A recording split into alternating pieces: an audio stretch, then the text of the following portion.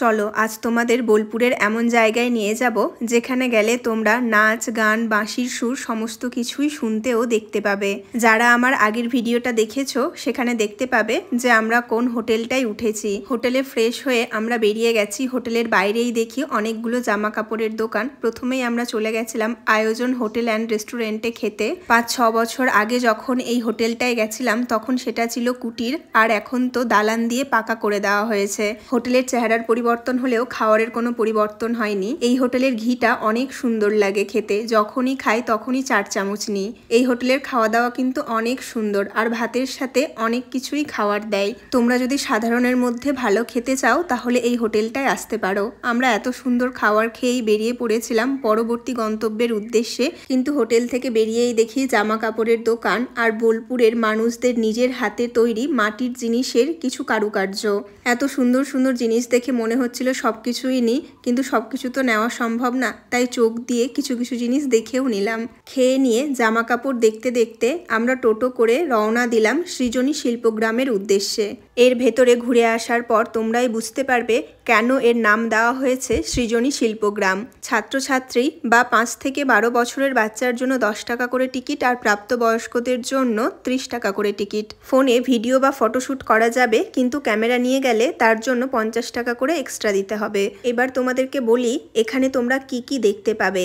এই সৃজনী শিল্পগ্রামের মধ্যে বিভিন্ন রাজ্যের, যেমন পশ্চিমবঙ্গ, ওড়িশা, আসাম এবং বিভিন্ন জাতির জীবনযাত্রা, ধর্ম, সাহিত্য, কর্ম, পোশাক পরিচ্ছদ, অলংকার, বিভিন্ন ধরনের চিত্র আমরা এখানে দেখতে পাবো।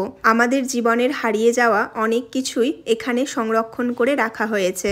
এখানকার দেওয়ালগুলোতেও তাদের জীবনযাত্রার চিত্রগুলো আঁকা রয়েছে। এবার ঢুকে পড়লাম পুতুল ঘরে, যেখানে তোমরা দেখতে পাবে বিভিন্ন ধরনের পুতুল আর মুখোশ, যা আমরা হারিয়ে ফেলেছি অনেক দিন আগেই। পুতুলের এখন অনেক ক্রমবিকাশ ঘটেছে। আমরা বাজারে গেলে এই ধরনের পুতুল দেখতেই পাই না, এখন নিত্য নতুন ধরনের পুতুল দেখতে পাই। আমাদের ছোটবেলায় বা আমাদের পূর্বপুরুষদের সময়ে যে পুতুলগুলো ব্যবহার করা হতো, এখানে সেই পুতুলগুলো সংরক্ষণ করে রাখা রয়েছে। আমি তো ভাবি যে শিল্পীরা এই পুতুলগুলো তৈরি করেছে তাদের মধ্যে কতটা সৃষ্টিশীল চিন্তাভাবনা লুকিয়েছিল, কিন্তু এখনকার দিনে মানুষদের মধ্যে এই সৃষ্টিশীল চিন্তাভাবনার খুবই কমই বিকাশ দেখা যায়। যেদিন থেকে এই মোবাইলটা উঠেছে সেদিন থেকেই আমরা ভাবা বন্ধ করে দিয়েছি। আমাদের মধ্যে আর কোনো সৃষ্টিশীল চিন্তাভাবনা কাজ করে না। পুতুল ঘর থেকে বেরিয়ে চলে এলাম এমন এক জায়গায় যেখানে মন প্রাণ সবকিছুই শান্তি হয়ে যায়। চলো তোমাদেরকেও শোনাই।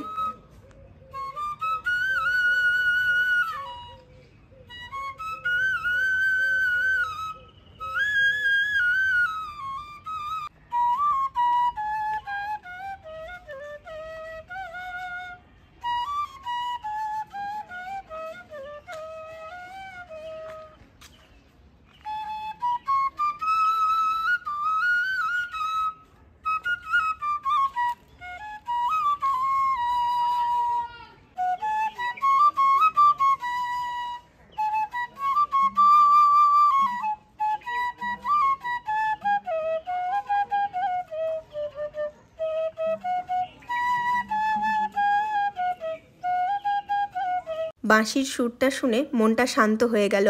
অনেক দিন হলো আমি এমন কোনো বাঁশির সুর শুনিনি। বাঁশির সুর শুনতে শুনতে আমরা বেরিয়ে পড়লাম বিভিন্ন রাজ্যের তাদের শিল্প, কর্ম, জীবনযাত্রা দেখতে। প্রথমেই ঢুকে পড়েছিলাম পশ্চিমবঙ্গের যে জীবনযাত্রা কারুকার্যগুলো সংরক্ষণ করে রাখা হয়েছে সেটা দেখতে। এখনকার দিনে যতই মডিউলার কিচেন আর উন্নত মানের বাড়ি দেওয়া হোক না কেন, আমাদের মনের ভিতরে একটা কোণ আছে যেটা খুব করে চাইছে আমাদেরও এমন একটা মাটির বাড়ি হোক। ঘরের ভেতরেই ঢুকে দেখতে পাই বিভিন্ন ধরনের শঙ্খ, আর শঙ্খের গায়ে এই কারুকার্য করা। বর্তমানে কিন্তু এই ধরনের শঙ্খ আমরা দেখতে পাই না, আর আগেকার দিনে তারা কি জুয়েলারি ব্যবহার করত সেটাও এখানে সংরক্ষণ করে রাখা রয়েছে।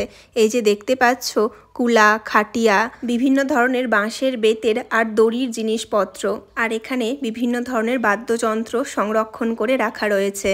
আর বাইরে বেরিয়ে এলেই তোমরা দেখতে পাবে এই পালকি করে বউ নিয়ে যাওয়া। তোমরা তো জানোই আগেকার দিনে গ্রামে পালকি করেই বউ নিয়ে যাওয়া হতো। আমার বাড়ির সামনে এক দিদিকে পালকি করে বিয়ে করতে এসেছিল, সেই শেষবার পালকি করে বউ নিয়ে যাওয়া দেখি, আর কোনোদিন দেখিনি। চলো এবার তোমাদেরকে একটু গানের আসরে নিয়ে যাই। লাল পাহাড়ি দেশে যা রাঙামাটি দেশে যা তাকে তোকে মানাইছে নাই রে মানাইছে নাই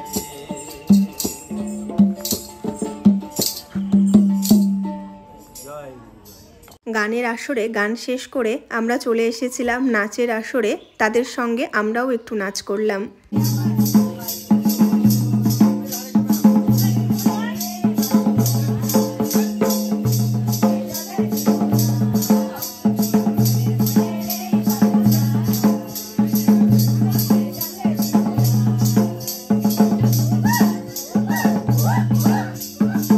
নাচ শেষ করে এসেই দেখি এখানে বিভিন্ন মূর্তির মধ্য দিয়ে নাচের বিভিন্ন মুদ্রা দেখানো হয়েছে। এই জিনিসগুলো যখন দেখি তখন আমাদের মনে হয় যে আমাদের বুদ্ধিতে কতটা শান দেওয়া দরকার। তারপরে জলে দেখতে পাই এই সুন্দর ফুলগুলো। আজ এইটুকুই। সৃজনী শিল্পগ্রামের আরও ভিডিও রয়েছে, সেটা তোমাদেরকে পরের ভিডিওতে দেখাবো। অবশ্যই আমার সাথে থেকো।